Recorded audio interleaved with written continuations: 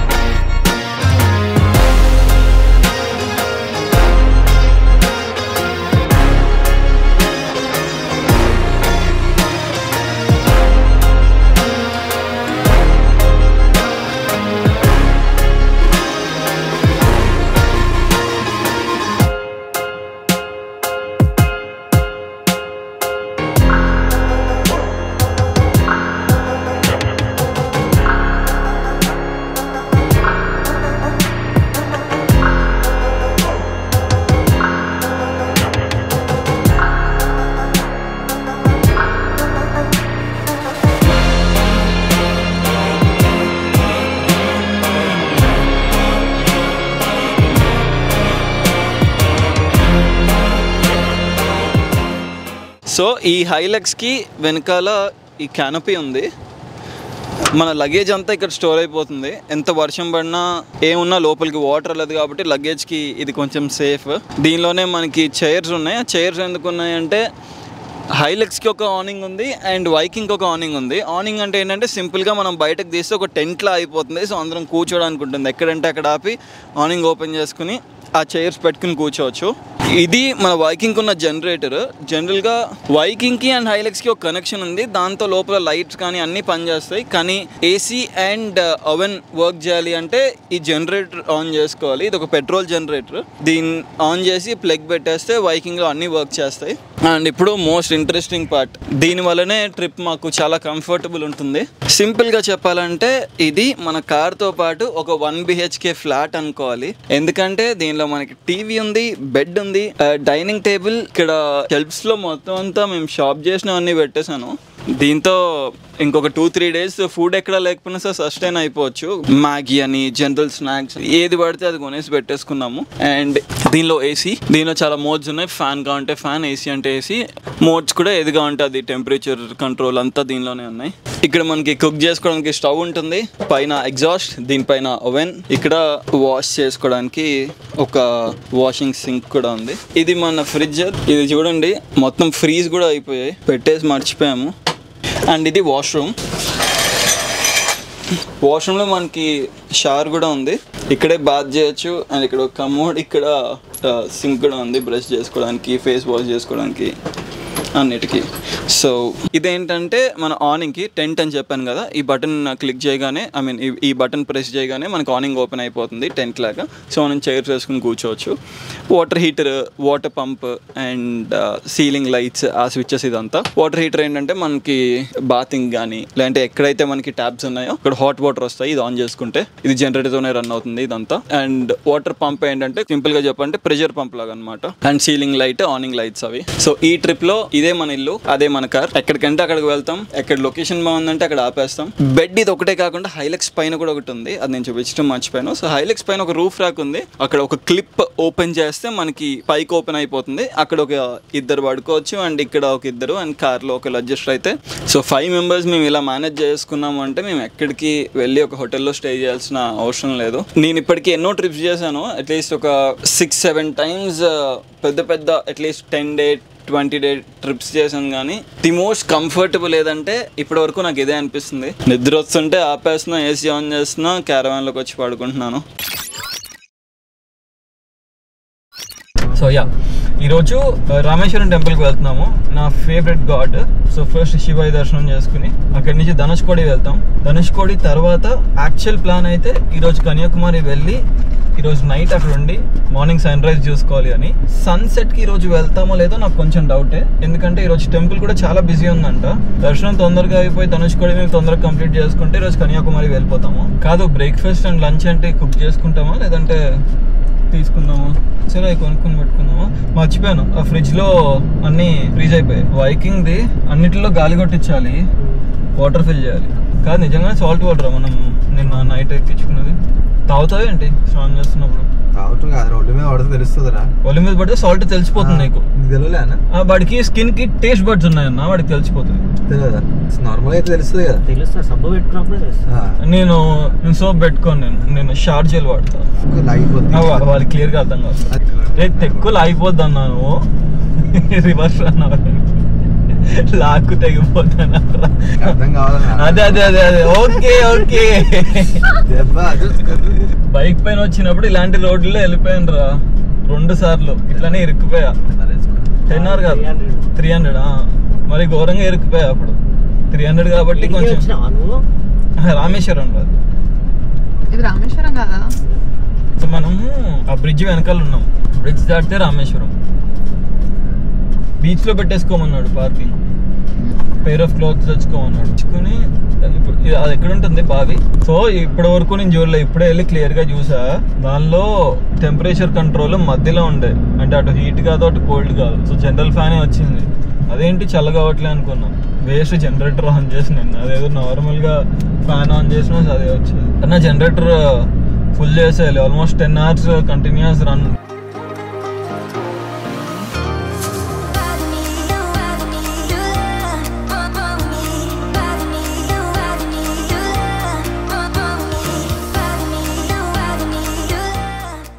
Bulbar ఎలా ఉందో Viking కూడా ఒక బార్ ఉండాలి, అలా బుల్బార్ లాగా తగలకుండా చిన్న ఇట్లాంటి బ్యారిగేట్లు అన్ని గుద్దుకుంటూ వెళ్ళిపోవచ్చు. అక్కడ హెల్ప్ అవుతుంది.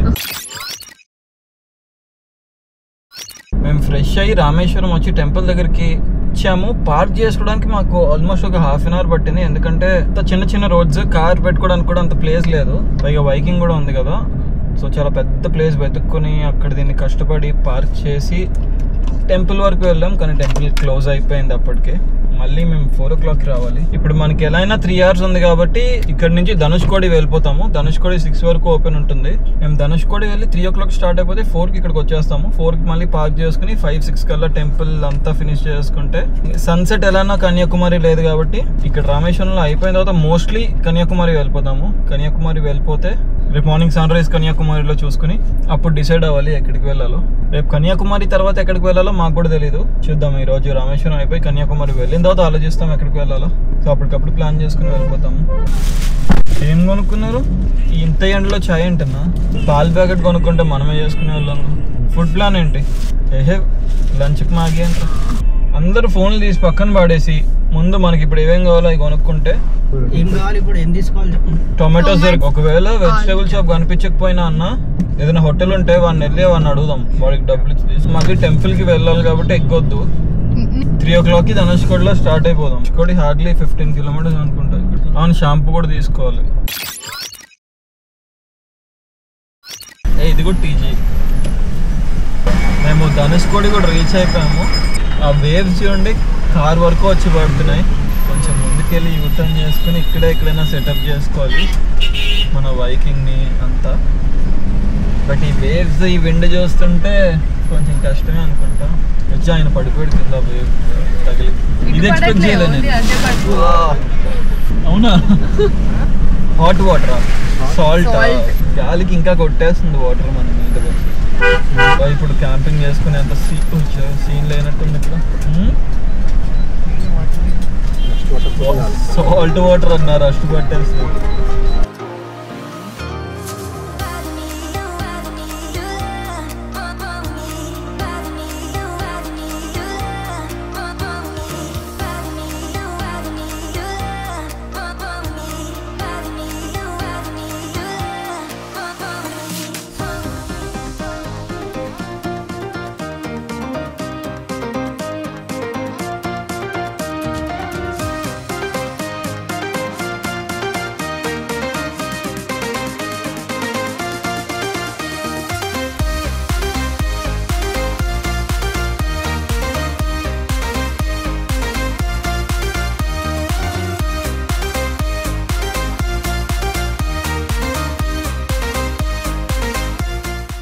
నేను ఇప్పటికి 3 times వచ్చాను. ఇంత క్రౌడెడ్ అయితే అసలు ఎప్పుడూ లేదు. చాలా అంటే చాలా ప్యాక్డ్ ఉంది. డ్రోన్ అయితే ఇంత కష్టపడ్డాను నేను నా లైఫ్లో ఎప్పుడు చూడలేదు. అసలు కదలట్లేదు, పట్టుకునే ఉన్నా. చాలా స్లోగా వస్తుంది. హెవీ విండ్ ఉంది. మేము దిగినా సరే ఉండలేకపోతున్నాం. విండ్ లాగేస్తుంది మమ్మల్ని. రామ్, డ్రోన్ తీసేస్తున్నా. ఈ పైన ఉంది డ్రోన్, అసలు పైకి కూడా ఎగరట్లేదు రామ్. అర్థమైందా? డ్రోన్ కూడా స్ట్రైట్ వెళ్ళట్లేదు సార్.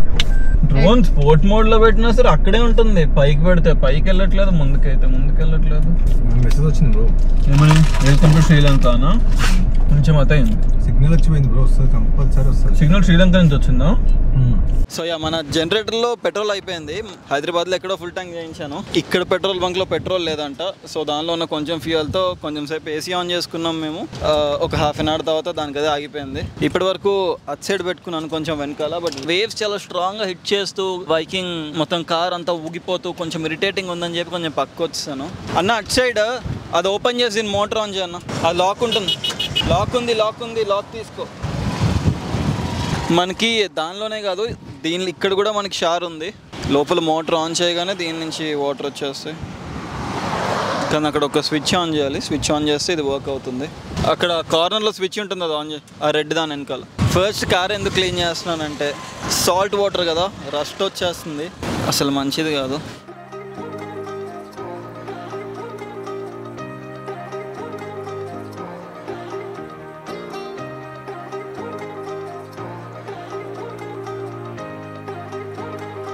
ఓకే, చేయి కడుక్కుంటావా? నాకు కావాలి, నేను ఫేస్ వాష్ చేసుకోవాలి. ఒక నిమిషం. అన్నిటికంటే అదే బెస్ట్.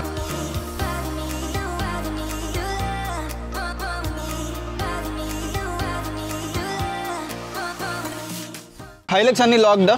జస్ట్ పెట్టి ఆన్ చేసి అటు సైడ్ స్విచ్ ఆన్ చేయాలి. ఓకే, ఆన్ చేసావు గ్యాస్?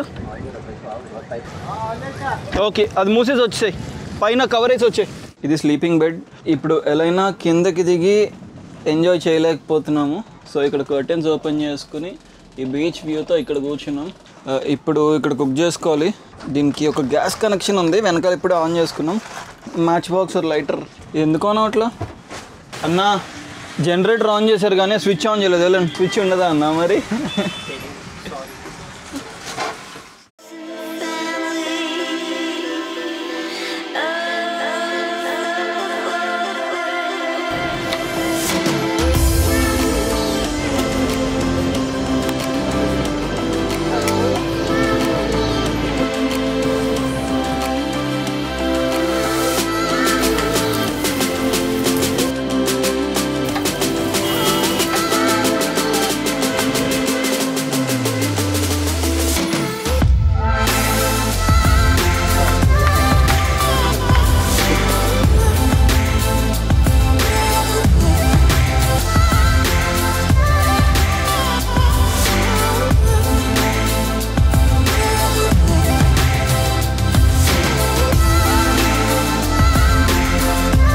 బైకర్స్ ధనుష్కోడి వచ్చిన తర్వాత వెల్కమ్ టు శ్రీలంక అని శ్రీలంక సిగ్నల్స్ వస్తాయి కదా, మొబైల్ సిగ్నల్ వస్తాయని చెప్తే నేను నమ్మలేదు.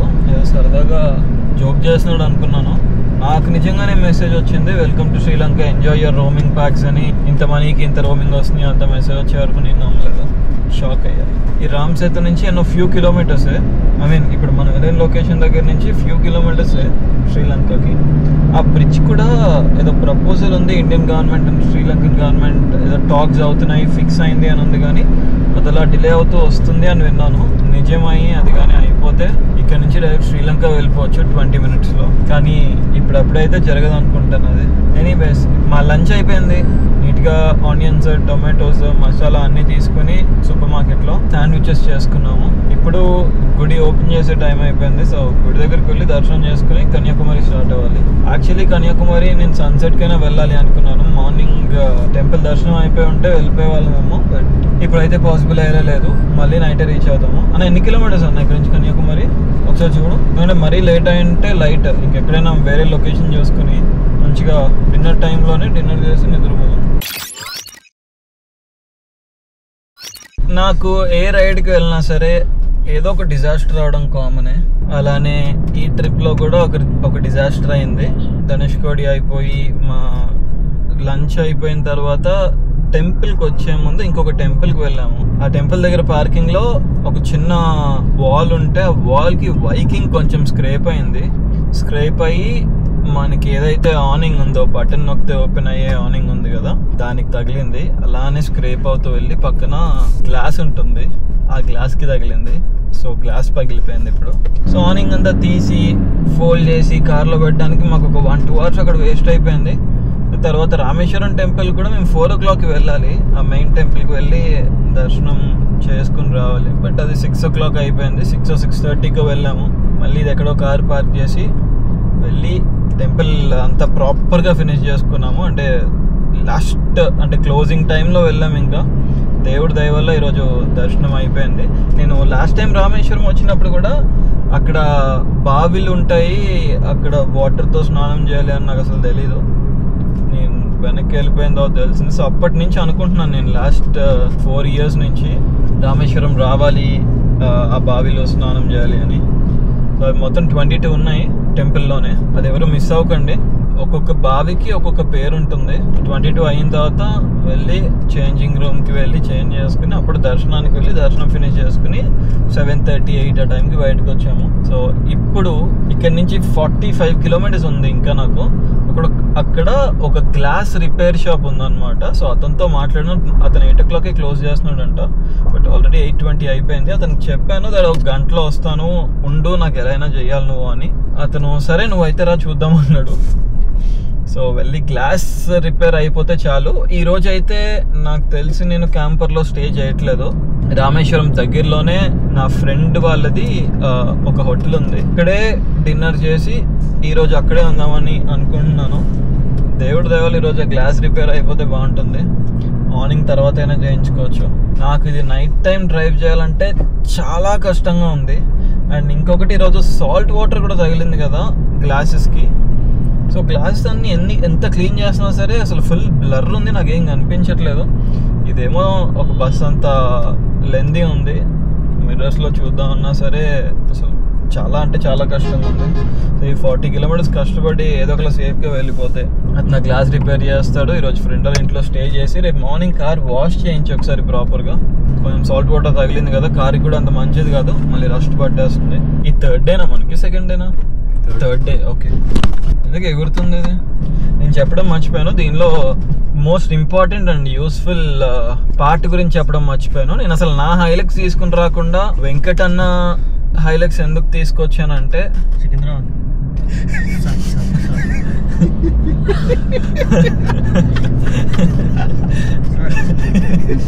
సో యా, నేను నా హైలెక్స్ కాకుండా వెంకట్ అన్న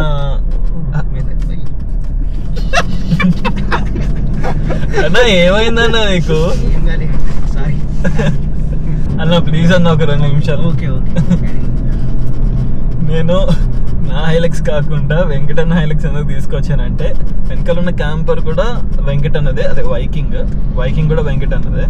సో క్యాంపర్తో పాటు మన కార్లో ఫిక్స్ చేసుకోవడానికి ఒక పార్ట్ ఉంటుంది, ఇక్కడ ఉంది. అది నేను తర్వాత కెమెరాలో ఎప్పుడైనా చూపిస్తాను.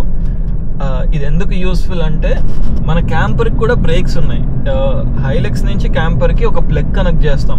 ఆ ప్లగ్తో క్యాంపర్ చుట్టూ లైట్స్ అన్నీ ఆన్ అయి ఉంటాయి. సో నేను ఇండికేటర్ వేసిన ఇండికేటర్, బ్రేక్ వేస్తే బ్రేక్ లైట్, అండ్ చుట్టూ డేంజర్ లైట్స్ ఉంటాయి. సో నైట్ టైం డేంజరస్గా ఉండకుండా ప్రతి ఒక్కరికి కనిపిస్తుంది వెనకాల వెహికల్స్కి లేదంటే ఫ్రంట్ వచ్చే వెహికల్స్కి. ఇప్పుడు నేను బ్రేక్ ఇక్కడ చేశాను అంటే దానికి కూడా ఆటోమేటిక్గా క్యాంపర్కి కూడా బ్రేక్స్ ఉన్నాయి, ఆ బ్రేక్స్ కూడా ఎంగేజ్ అవుతాయి. సో కొంచెం తొందరగా ఆగుతుంది. Camper about 1700-1800 kgs. మనం వాటర్ కానీ లేదంటే వెనకాల జనరేటర్ ఉంది ఇవన్నీ ఫిల్ చేస్తాం కాబట్టి అప్రాక్స్ ఒక 2 ton అనుకోండి. ఇది ఒక 2.5 ton ఆల్రెడీ హైలెక్స్ 2.5 2.7 ton అనుకుంటాను. ప్లస్ అదొక 2 ton యాడ్ అయింది. సో బ్రేక్ లేకుండా ఒకవేళ క్యాంపర్ కానీ బ్రేక్ లేకపోతే హైలెక్స్ ఎంత పవర్ఫుల్ బ్రేక్స్ అయినా సరే ఆగే ఛాన్సే లేదు. సో మనం రోడ్ బట్టి ఇక్కడ పెంచుకోవచ్చు. అంటే ఇప్పుడు 1.5లో పెట్టుకున్నాను అనుకోండి, ఆ 20% బ్రేకింగ్ పడుతుంది. 3లో పెట్టుకుంటే ఒక 50% 60% అలాగా. సో ఫర్ నౌ 3లో పెట్టుకున్నాను, ఎందుకంటే పెద్ద రోడ్కి వచ్చాను, ఎక్కువ స్పీడ్స్ చేస్తాను కాబట్టి. అది లేకపోతే అయితే చాలా కష్టపడాను. ఫస్ట్లో నేను ఫస్ట్ డే వచ్చినప్పుడు అది 1లోనే ఉంది. ఎక్కడైనా సడన్గా స్పీడ్ బ్రేకర్స్ వస్తే అసలు కంట్రోల్ అవ్వలేదు. నేను 100% బ్రేక్ చేసినా సరే కార్ అలానే ముందుకు వెళ్ళిపోయింది. చాలా భయపడ్డా. తర్వాత దాన్ని 3లో పెట్టుకున్న తర్వాత ఇంకా కంట్రోల్ నా చేతిలో ఉంది. జనరేటర్లో పెట్రోల్ లేదు. సో ఇప్పుడు వీడి దగ్గర గ్లాస్ ఎవరి దగ్గర ఆగే ముందు దీనికి ఒక ఫుల్ ట్యాంక్, దానికి ఒక ఫుల్ ట్యాంక్ కొట్టించాలి. బాయ్స్ ప్లాస్టిక్ మాత్రం పాడేయకండి బయట, ఓకే? వెనకాల ఒక డస్ట్బిన్ బ్యాగ్ ఉంది. కాదు అన్న, వెనకాల నేను బ్రేక్ కొట్టినా 1.5 seconds 2 seconds వెనకాల బ్రేక్ పడుతుంది అన్న ట్రైలర్ది. అది కూడా సెట్ చేసుకోవచ్చా? దీనిలో సింక్ గెయిన్ అని 2 ఉన్నాయి. మేబీ అక్కడ ఏమైనా సెట్టింగ్ ఉంటుందేమో అనుకుంటున్నాను. ఉంటుంది కదా, ఇమీడియట్ గా నేను నొక్కగానే పడిపోవాలి. అంటే ఇది ఎట్లా బిహేవ్ చేస్తుంది అది కూడా అలా బిహేవ్ చేయాలి. నేను నొక్కిన 1.5 seconds 1 second ఏదో చిన్న లాగ్ ఉందన్న. ఇప్పుడు దీనిలో అన్న ఇప్పుడు 3 అని ఉంది కదా, 3లో పెట్టుకున్నాం కదా, అది 5 max అనుకో. ఫర్ ఎగ్జాంపుల్ 5లో పెట్టుకున్నానంటే నేను బ్రేక్ కొట్టగానే 100% బ్రేక్ ఒకేసారి పడిపోతుంది, అంతేనా? ఈ రోజుకి మా డే ఇంకా అయిపోయింది. రామేశ్వరం నుంచి ఒక 50 kilometers నా ఫ్రెండ్ వాళ్ళది ఒక హోటల్ ఉందని చెప్పాను కదా, రాజరాజేశ్వరి టవర్ అని ఉంటుంది, ఆర్ఆర్ గ్రాండ్ అని. సో ఈ రోజు అయితే ఇక్కడే ఉండిపోతున్నాం. 1 or 2 days నాకు తెలిసి ఇక్కడే ఉంటాము. ఆ విండో అయితే మొత్తం అతను ఇప్పుకుని తీసుకుని వెళ్ళిపోయాడు. రేపు మార్నింగ్ వచ్చి అతను ఫిక్స్ చేస్తారంట. ఏదైనా ఆఫ్టర్నూన్ ఈవినింగ్ అలా అవ్వచ్చు. ఇంకా వేరే కూడా ఇదిగోండి, మన వల్ల అయిన డ్యామేజ్ ఇక్కడ అయింది, కొంచెం అలా స్క్రేప్ అయింది. వెళ్తూ అక్కడ గ్లాస్ పగిలిపోయింది. పైన ఆర్నింగ్ తీసేసాం మనమే. ఇంకా ఎనీవేస్ ఇక్కడితో అయితే ఇంకా బ్లాగ్ ఆపేస్తున్నాను. That's it for today guys. Thanks for watching.